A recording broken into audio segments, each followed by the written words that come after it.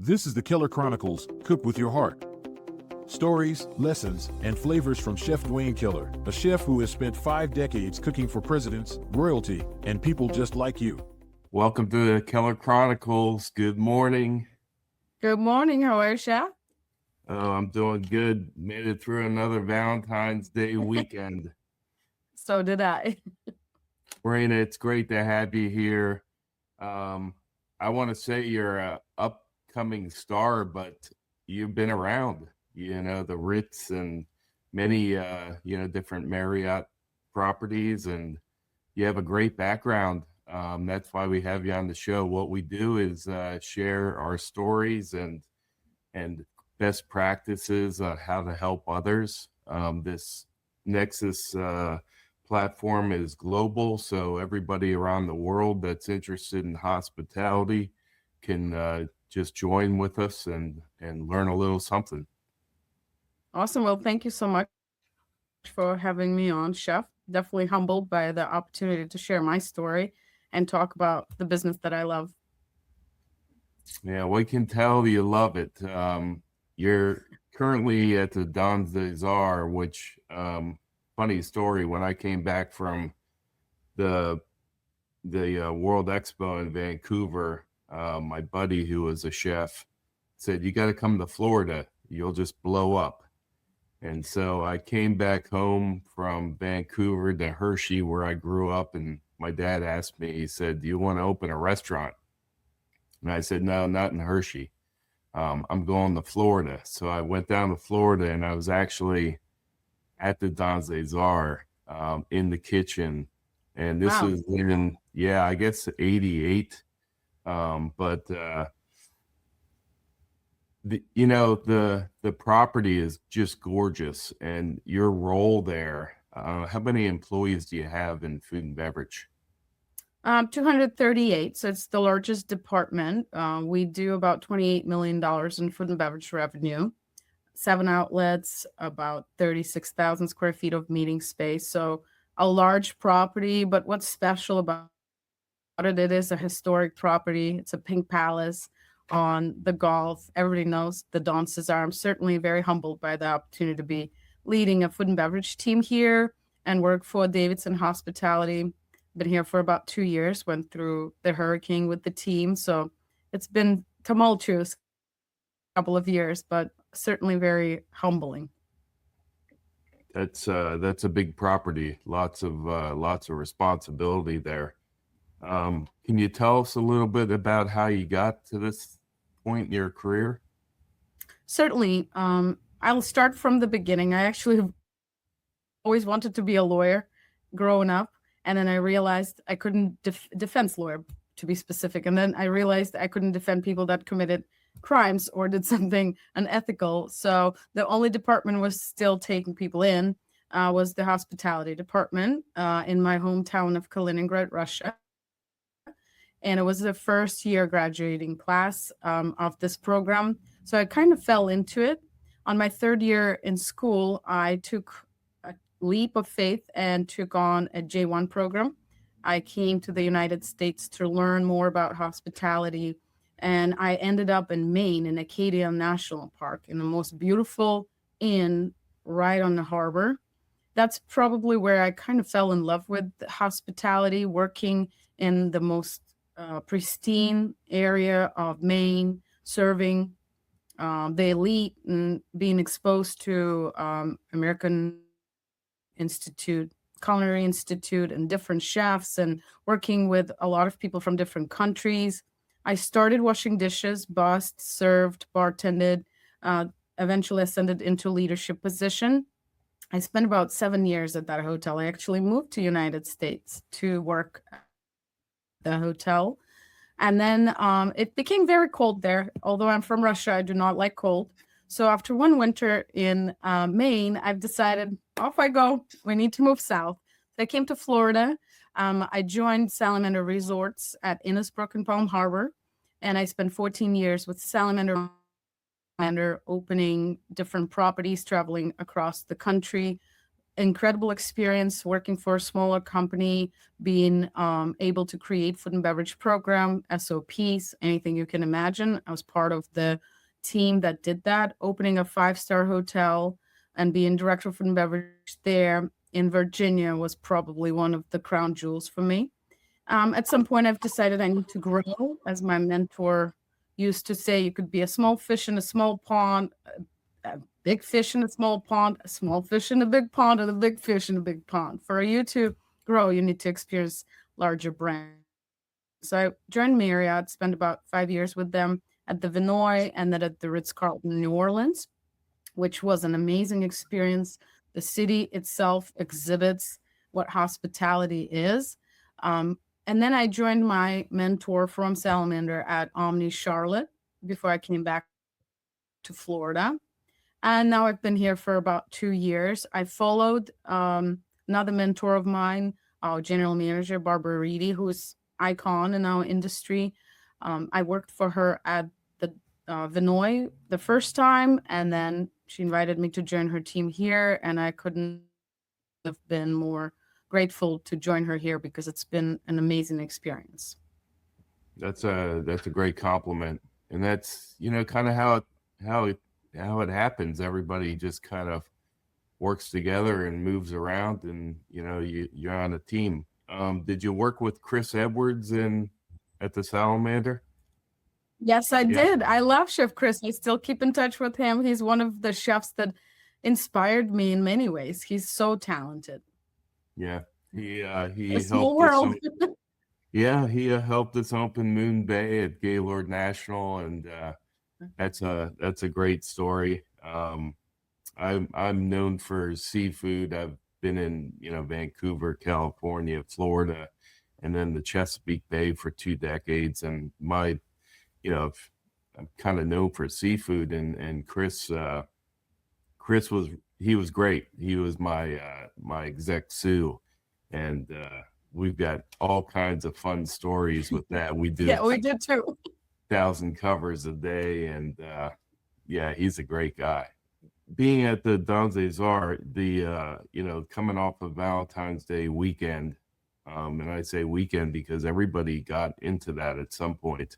I'm here in Georgia at a small club, and we were sold out. Everybody was very happy. It was really nice. I just thought about the 2 decades I was in Washington, D.C., and an article that I read one time about Valentine's Day. And, in our business of hospitality, on Valentine's Day, everybody has expectations, right?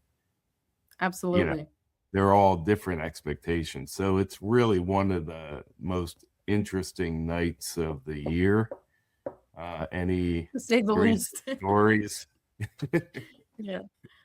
It was a really busy one for us. And as you said, it's more of a weekend. We are a beach hotel, a resort, and it was very, very busy. Lots of happy guests, the weather also turned really positive for us. It's been a little bit colder for Florida. I think it's the coldest winter. I was thinking maybe I should move even further south. But it was 80 degrees, sunny, beautiful. We had music by the pool. We had special menus going on in all of the outlets. We had popcorn activation. We had music in the lobby bar. So lots of different things we did to ensure our guests have a great experience. We had Galentine's brunch offered on Sunday. So kind of continuation of all of those. And on Saturday, we also had a wedding, beautiful wedding that we hosted here. They had stunning weather for a courtyard ceremony. So yeah, it was a great weekend for us for sure. As I said earlier, I think Valentine's is one of the biggest nights for restaurants. Aside from New Year's Eve, it's probably the busiest. Yeah. What may I ask what your leadership style is? I think I'm very hands-on, human-centric. I coming through the ranks taught me the importance of being available to my team, but also understand each position in my department. I think the most important position is stewards. It's the heart of the house. I always go to say hello to them. We'll do a little dance. because I think people underestimate how difficult that position is, but also how pivotal it is for the kitchen, because you can't have any glasses, pens, plates, nothing works if the stewards are not there. And it's also one of the most physically demanding positions within the food and beverage. So I try to ensure that I acknowledge that and spend some time with everyone. I do spend time on the floor, I do rounds, but in my position now as a director of food and beverage is a little bit more of strategic position. Obviously, I look forward and ensure my team is set up for success long term. But my style is very human-centric. I like to know my team. I like to know their names, their family dynamic, pets, children, whatever it may be. And I try to remember that everyone ultimately is going through a human experience. They're here to work and contribute, but being grateful that they are part of my team is my daily routine. I practice gratitude, and sometimes I make my team do that too. What is one thing we are grateful for today? Because that then spills out to our guests and really promotes genuine experience for our guests here. We had 6 outlets at Gaylord National. I was part of the restaurant division, and do you do individual pre-shifts at each outlet? Yes, we do a pre-shift for every shift, and it's at different times. And I try to hit some of them at least daily. I can't obviously make all of them, but it is, I think, an essential piece of success is communication and being able to provide information to your team daily. And then also, of course, one-on-one. If I have time, it's a little bit vignettes of time that I spent with teams. I do have an incredible leadership team in place, and I'm very grateful to be able to work with the team that lives out my vision and understand the expectations. I think the key of success is having people that are better than you in certain things report to you or work with you, because they only make the operation better. So I'm very grateful to have really strong executive chef, director of restaurants, director of banquets, because then they kind of it trickles down. Yeah, so you have how many in management, like assistant managers, chefs, and sous chefs? What would that total be? Total, I think it is 21. Okay. Yeah, but don't quote me on that. I would have to count. Obviously there are layers. I have 3 division heads, and they have people reporting to them. We have CDCs, and then we have restaurant managers, and then we have assistant managers. Each person has, I treat every restaurant as individual business units. However, it's still a team effort as a food and beverage. And obviously chef oversees the entire culinary team. We have a wonderful executive sous. We have a phenomenal pastry chef on the team. So we have key people that are really strong in the individual positions and subject matter experts. So I'm very grateful to work with the team that is able to deliver results at the very high level. Do you have a J1 program there? Actually, we're starting our J1 program because obviously I'm a big advocate of that. And I came here on J1, and I think it's an incredible experience for people to be able to learn hospitality in real life, hands-on. And it also brings a cultural element, exposes us to different cultures, different cooking techniques, different cuisines. So we do have 4 culinarians coming in this season, which will be the first time we've done in a long time here at the Don Cesar. That's great.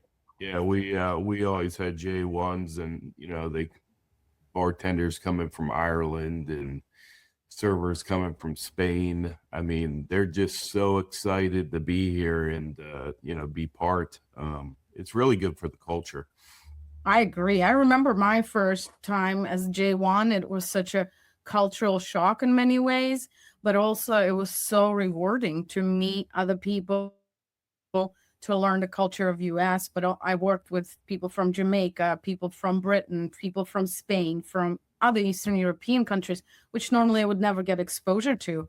And it it's very beneficial for your growth, but also for, I think, development of food and beverage, because every culture and every um, ethnicity has different food options. So you learn.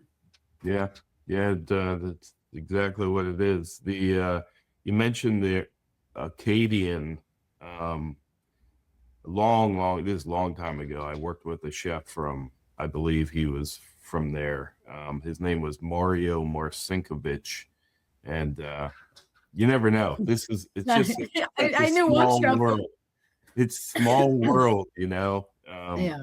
But mentoring and giving back to others it's just our time. And while we're at work, there's really no finish line. I always say this, and just help others and help them along. I'm in Georgia, and there's great opportunities here to help people along. I just spoke at Helms College again for the second time last Saturday. It was great to be there. Their program's growing. It's exciting to see culinarians coming out of school and joining the workforce. Especially after COVID, what we all went through. Yeah. Where Agree. were you? Go ahead. Where were you during COVID? So I was actually at the Vinoy, and we with Miss Reedy, who is our general manager here at the Don Cesar. And I think COVID taught us many different things. First, it kind of took the rug from under most people in hospitality, because in one day, everything stopped. Our business is human-centric. It's all built on connections. And a lot of people had fear of losing their jobs, of not being relevant and losing part of their identity, not knowing what the future held. And from the other perspective, I think COVID kind of spiked creativity and innovation, because we had to think outside the box so much and create new systems. There was no playbook. We had to create it.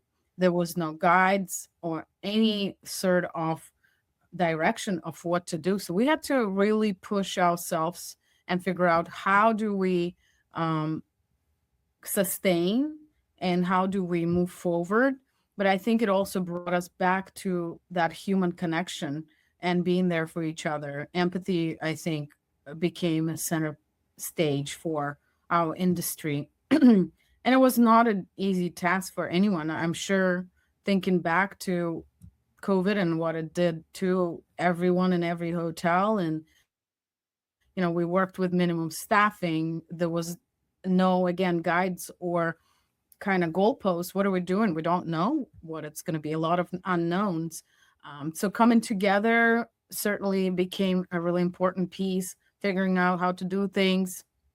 I then went to Ritz-Carlton New Orleans, and reopening in New Orleans was a lot harder than in Florida. There was a lot of mandates. There was a lot of unhappy people from different states that didn't necessarily wanted to follow the regulation of the city. And the city itself is hospitality. That's the majority of revenue for everyone. And everything came to a halt. I think it's definitely impacted New Orleans very, very hard. But we found ways to still service, still have a good time, still figuring out how to create experiences for people and being there for them in any way we could be. Yeah, what you're saying is really interesting, because I think COVID in a positive way made people think, if you're gonna stick it through or not. And a lot of people left. I think losing 100,000 restaurants in this country helped that. But I think people that really stuck through it, like for me, I was downtown in Washington, D.C., and opening a concept called Modern Recipe that was over in Europe, and it was the first one in the United States. And my first day at work, my boss said, "Don't even put your bag down. We're all going home." And as a chef, trying to stay busy, you know, because we work with our hands mostly. In during COVID was very difficult, but all the R&D that I did, I would, you know, create that day. We'd take pictures and, you know, document everything, and then the next day come in and throw that food away and start over. It was just me in the kitchen, and I've never worked in by myself. I've always worked around people, and I was the happiest person when we all got to go back and work together. That was the happiest day of my life. But yeah, I like the answer because a lot of times it's hard to see the positivity in that. I know it was good for golf. It was great for clubs because that's your second home, and it was a tough time for everybody. But I think what COVID really did was solidify whether or not we're going to continue. And you know, I'm glad I stuck with it because the rewards are so great working with people.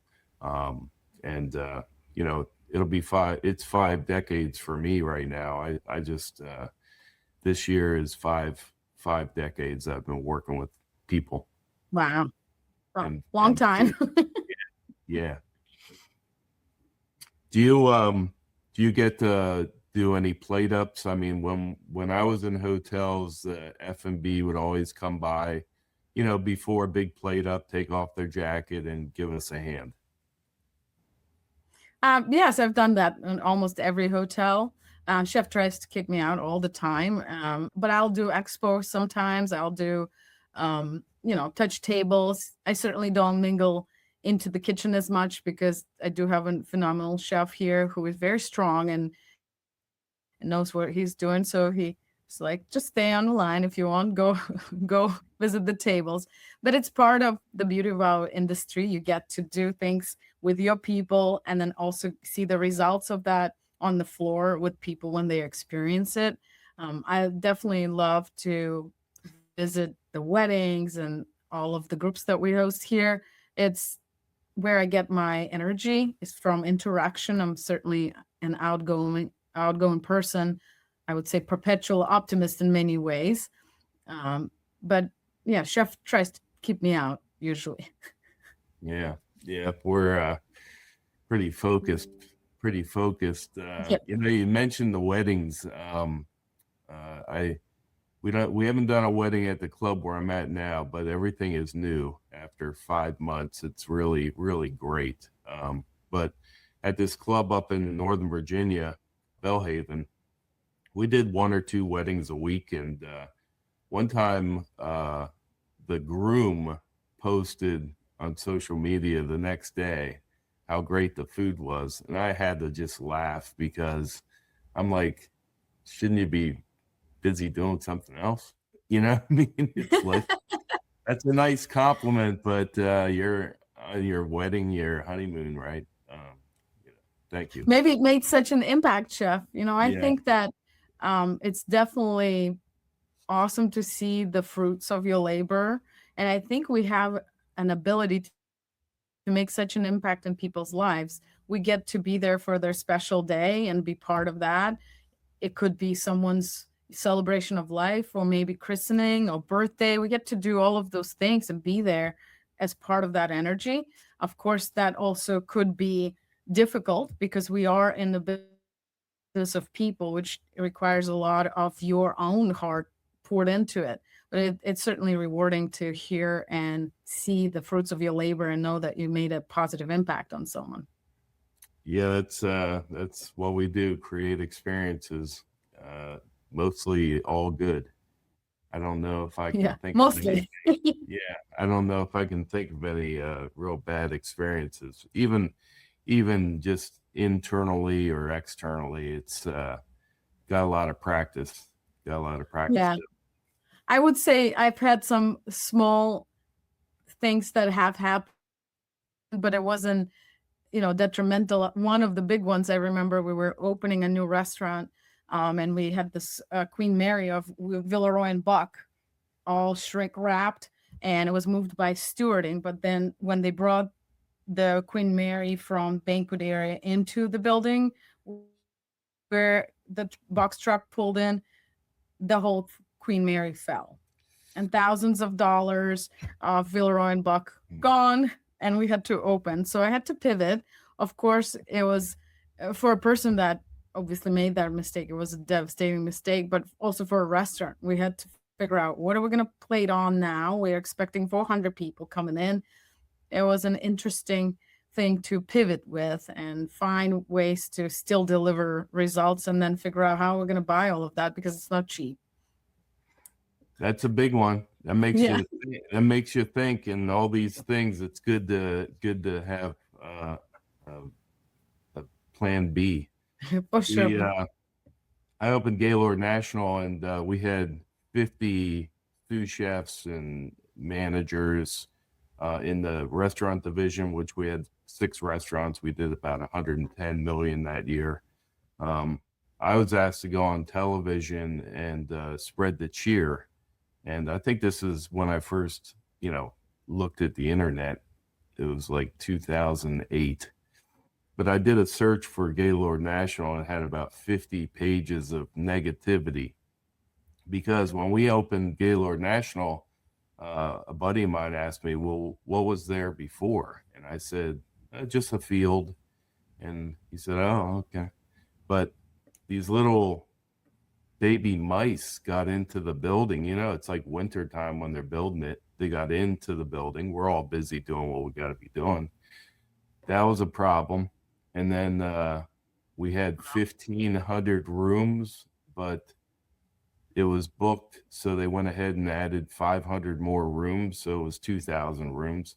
There's a little bit of a problem there. When we opened, Moon Bay, I think, was, probably ahead of the curve in the organization and in being ready. So we took care of a lot of people that had come to Gaylord National. But then they asked me to go on television. So when I was on TV cooking, one of the dishes, the guy on live television asked me what was going on over there. And there was a norovirus and mice and, a few other things. But, you just continue to, take care of tens of thousands and be positive. Leadership is being, helping others get through tough times. Everybody looks to us. 100%. And we look to our leaders. I think it's important to be mentor, but also have mentors. Somebody asked me, I was talking to St. Pete College hospitality program, and they asked me if I still have mentors. I said, yes, I do 5.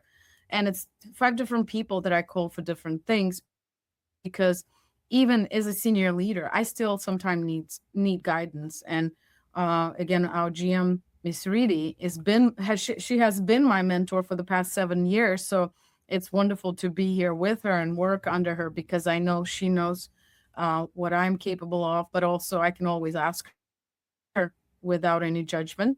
And I have several people in my life who are like that. And then there are people that call me for the same exact thing. So it's kind of paying it forward and being a support, because I think leadership is a very huge responsibility. You have ability to impact people either positively or negatively. And my goal is to minimize the negative impact and maximize the positive impact, because I have that ability to make a difference for a person in their life, and I take it very seriously. Yeah, it's simply like that. As a manager, you come to work, you're either going to make a positive impact or a negative impact. Either way, there's no other way.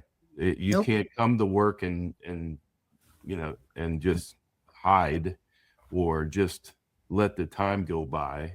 You're making an impact, whether it's positive or negative. 100%. So you definitely want to make a positive impact to the staff and the team. How are some of the ways you reward employees these days? Well, I think the reward system is different. It's not just financial compensation. It's not just acknowledgement. In our hotel, we have different ways of acknowledging the contribution, from 5-star employees to our rallies to our core value cards. But personally, also, I think it's important to develop people. So if there is any developmental request that they have, for example, my pastry chef wants to go to a pastry conference, I'll make sure she goes, and there's funds to support her growth in that. And one of my front of house managers want to be a SOM. So here's the reward for you. We will pay for your SOM program. So whatever it is, it's not one size fits all. It's one size fits one.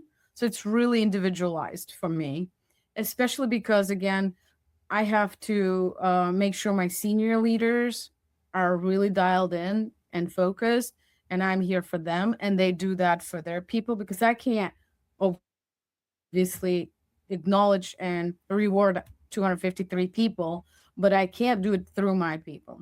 I think it's also important to remember, further you go, less direct impact you have on actual guests, you working through people. And that's harder. And it was a hard lesson for me to learn, to be able to work through my people, allow them to do their job, be there as a support system, but not be in everyone's business and be in every space. Doesn't mean I don't know exactly what goes on in each subdivision.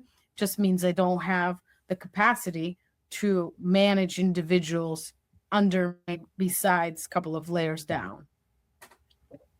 Exactly.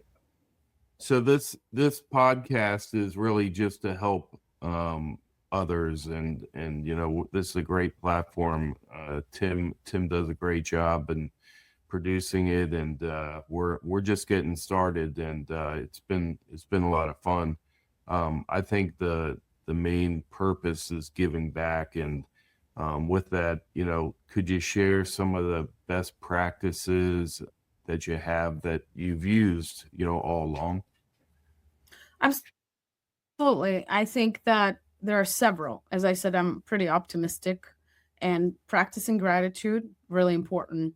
So sometimes it's so intense in our industry, and it takes so much out of you. Stepping back and have a little bit of reflection and gratitude. What am I grateful for? And it could be the silliest thing. I'm grateful that I got to eat my chocolate chip cookie this morning, or I'm grateful there was no traffic. I'm grateful that we have so many reservations. And then with my management team, I have a small thing that I do before meetings. We do a positive focus. So one thing that happened to you at work this week that was positive, what is it? And if you can't find one thing at work, because it happens sometimes, what happened to you at home that was positive? It shifts the perspective on how you're going to outlook on a week, on a day, and it helps you find joy and find positivity in what you do, because that's then changes the way you act with your staff, with the people that you come across. And I think the most of leadership impact happens in the small things and not in the grand gestures, saying hello, eye contact, acknowledging people, stopping and being really in the moment if somebody wants to talk to you, even if it's inconvenient for you. Those are the small practices that I put in place. And I put that in my book. I didn't mention that I'm also an author. I published my book in September, and it is based on my story in hospitality. And it talks about my leadership journey and what I have done to get to where I'm at, and also how I handled adverse things in my personal and professional life, and little things that I did to help me through difficulty. Because it's, I think, natural for our industry. There's a lot of pressure. There is a lot of emotional stress on a person, because you give yourself to other people every day, your heart every single day, thousands of people you may never see again. So I wrote a book to hopefully connect to those that are in our industry and give them a little insight. I hope people see themselves in it. So yeah, that's that. Where can we find the book? Amazon? Oh, it's either on Amazon or Barnes and Nobles, as well online. You can buy it.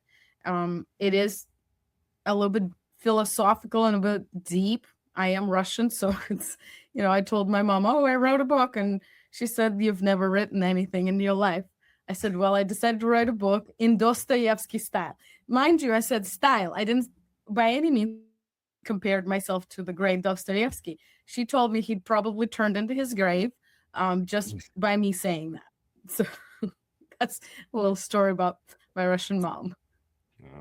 I'm part Russian and German and Polish, so Oh, I understand that completely. That's terrific. Congratulations. How long did you work on that? People tell me all the time I should write a book. Contrary to that, I never said I will write the book. Nobody ever told me to write a book. I just was in a professional and personal position where I needed to find joy again. I needed to figure out why I ended up where I was and why in this industry and fall back in love with it. I have my book right here. I'm very proud of it because I wanted to show you the label. Yeah, it is philosophical again. Birch tree is the Russian traditional tree. And of course, food and beverage is all right there in the table. Took me about probably a year. English is my second language. So I had a wonderful editor who helped me, Courtney. And when she first had the draft, she was very impressed, but she told me, okay, some of the words will need to change because you use them too often. There's 184 times that you use certain word. So during that process, I learned a lot of big words, which I now use on a regular basis. And people always laugh because I love the word sagacity. It's like one of my favorite words. And it was a wonderful process that helped me find the heart of why I'm in this industry, why I love it so much, why I would do anything for people that work with me or people that come into the space I work at because I love it so much. It's part of who I am. It's part of my identity.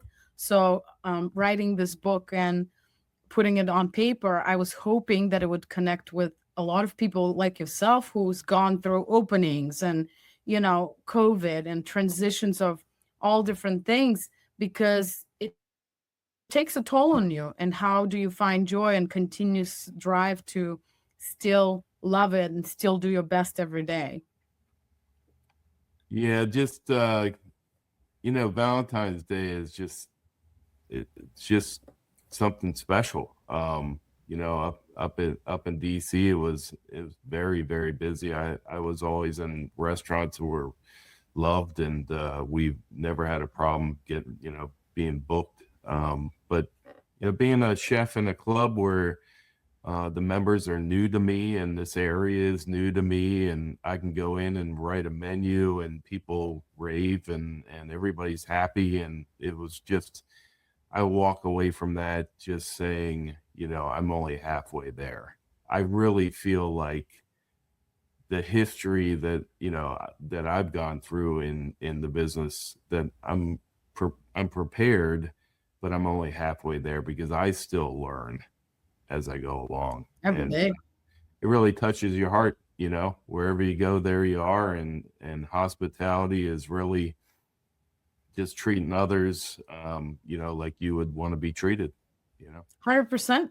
Yeah. And that's, I think a lot of people forget that the main important thing is treating each other with respect and kindness and genuine love. It extends not only to the guest, though. I think what important is to remember that your staff are also people.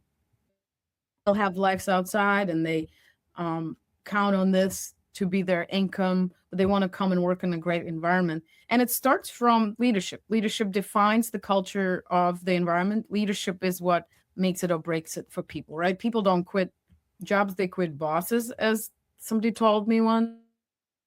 And it's completely true.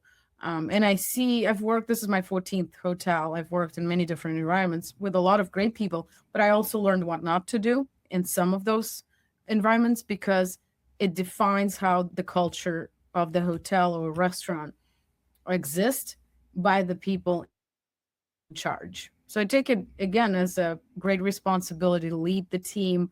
It's not always easy. I don't always lead amazing. I make mistakes just like anybody else, but I try to learn from them and minimize those as again you grow in your career, you have a little bit more experience, and you know what to do and not to do for the most part, even though some instances may be something you've never experienced. As you said, we learn every day. And our industry evolves so fast. To keep up with it, the moment you think you are where you need to be, you're behind the eight ball, because this is the most evolving industry. Innovation is incredible. The way hotels or restaurants can deliver experiences in different parts of the world are so different. And culturally, we are so different. And there's so many unknowns. So I think you're right. We learn every day, something new every day, which I take as a joy and as a privilege, because I don't think I could ever work behind computer 100%. I did get my MBA during COVID a little bit, and I thought I'll be a business analytic. It comes in handy for my position now, but I certainly couldn't work without people. It's not possible for me, at least.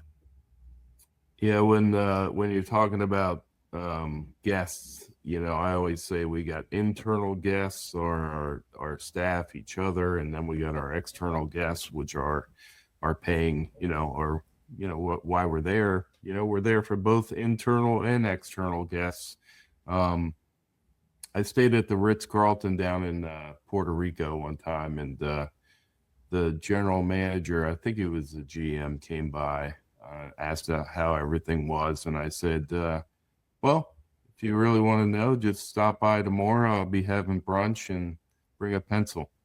And he came and the next day and sat with me, and I shared my, I was there for about 9 days. And when I went to check out of the hotel, they said, no, Mr. Keller, you're fine. You're good to go. And I was like, I don't have a bill. And they were like, no, the GM took care of it. He really, really valued the information that I shared with them. And, I always say, wherever you go, there you are. So if you're helping others, it's as simple as that. Just be helpful, Yeah, 100%. But that's Ritz-Carlton too. Ritz-Carlton is a special brand. I always wanted to work in it just because it's such an iconic brand, and I am humbled that I was able to. But it's certainly kind of the foundation of luxury in our industry. I often use the saying, we are ladies and gentlemen serving ladies and gentlemen, and that's as simple as it gets. I just I get touched by what we do. We are blessed to be able to help others and teach and watch people grow, through their career, and, work. And it's a small world, Chris Edwards, I just was on the phone with him. I took my son up to see his first hockey game, and Nice. we couldn't get through a podcast without talking about hockey. So OV, OV, right? Ovechkin. Yes. Yeah. Of course I do. I think he's going to play his last year back in Russia. I got to watch him for 20 years in Washington, D.C. Watched them, when they won the cup in 2018. And so for 10 years, they won the President's Cup, which is the best team in the league. I come from Saskatchewan, up in Canada, where all we have is hockey and Nice. yeah, and beer. That's about it. There you go. My dad played when there was only 6 teams, and hockey is a great sport. I often say that being a chef is kind of like hockey, because you got to keep your head up and you got to move really fast. Yeah, we got the Olympics going on, so good luck to the USA and Canada. I think they'll probably end up playing in the finals, so that should Probably be a good game. Yeah. Is there anything else you'd like to add? It's been so great to have you on. Inspirational.